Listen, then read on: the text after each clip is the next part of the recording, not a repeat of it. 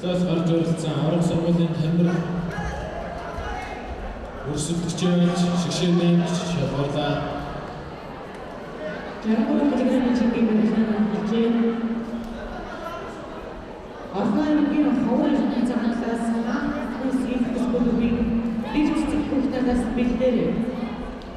Дараа нь оролцох жаргал програмын хавар цагаас Champions бүлгийн ахлын хүүхдээс бэлдээ.